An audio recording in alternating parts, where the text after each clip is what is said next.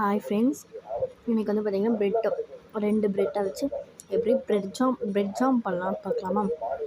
ஜாம்னா அது குட் ஜாம்னா அது gulab jam, bread jam இந்த மாதிரி காமனாக நம்மளுக்கு போகும். அதாவது பார்த்திங்கன்னா அதுக்கு ஒரு கடாய் வச்சுக்கணும். கடாயில் வந்து ஆயில் ஊற்றிக்கணும், தேவையான அளவுக்கு ஆயில் ஊற்றிக்கணும். ப்ரெட்டை போட்டு ஃப்ரை பண்ணி எடுக்கணும். நான் இப்போ வந்து காப்பை பாருங்கள், அது போல் ஃப்ரை பண்ணி எடுக்கணும்.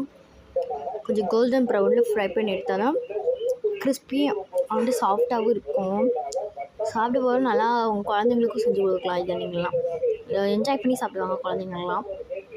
பாருங்கங்க, இப்போ நான் ஃபுல் ஃப்ரை பண்ணிவிட்டு அப்புறம் உங்களுக்கு காமிக்க பாருங்கள்.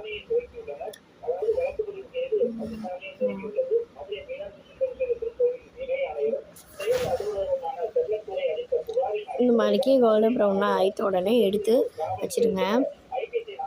கொஞ்சம் பிளாக் ஆகிட்டோடனே எடுத்து வச்சிடணும், இப்படி வச்சுருக்கணும். அப்புறம் இன்னொரு ஃபேன் எடுத்துகிட்டு அதை வந்து நான் வந்து இன்றைக்கி எலக்ட்ரிக் ஸ்டவ்வில் தான் இது பண்ண போகிறேன். அதில் வந்து வாட்டர் வந்து உங்களுக்கு தேவையான அளவுக்கு, அப்புறம் சுகரும் தேவையான அளவுக்கு ஊற்றிக்கும். நான் வந்து சுகரில் வந்து எறும்பு இதெல்லாம் ஆயக்கூடாதுன்னு ஏலக்காய், பட்டை வரைக்கும் ஹோல் ஸ்பைசஸ் கொஞ்சம் போட்டு வச்சது. அந்த ஹோல் ஸ்பைசர்லேருந்து 3 ஸ்பைசஸ் விழுந்துருச்சு. கிராம்லாம் போட்டு வச்சுன்னா கிராமு, ஏலக்காய் எல்லாமே விழுந்துருச்சு. அப்புறம் இனியும் கிராம் எடுத்து தான் அதை போட்டேன். நீங்களே பாருங்கள், உங்களுக்கே எல்லாமே தெரியும். இப்போ நியூ கிராம் எடுத்து போடணும். லைட்டாக நான் கையிலேயே நொடிச்சு போட்டேங்க. நம்ம தட்டி போடுறதும் கையில் நொடிச்சு போடுறதும் ஒன்று தான். கையில் நொடிச்சு போட்டால் அதில் கொஞ்சம் ஜூஸ்லாம் இறங்கிடும். ஆனால் தட்டி போட்டால் அதிலே பாதி ஜூஸ்லாம் விழுந்துடும். அதனால இப்படி கையிலையும் நொடிச்சு போட்டுருவேன். ஒரு நல்லா கொதி வந்துட்ட உடனே இப்போ காப்பை பாருங்கள், அந்த பதம் வந்துட்ட உடனே நீங்கள் ஸ்டவ் ஆஃப் பண்ணிவிட்டு ஒன்று வந்து இதில் முக்கியமான ஒரு இது இருக்குன்னா, அந்த ப்ரெட்டு வந்து அதே போல் தான் குலோப் ஜாமுக்கும். அந்த ப்ரெட் வந்து இது ஹார்டாக இது நல்லா ஹீட்டாக இருக்கணும், இல்லைன்னா இந்த ஜாம் வந்து கொஞ்சம் ஹீட்டாக இருக்கணும். அப்படி தான், சரிங்களா.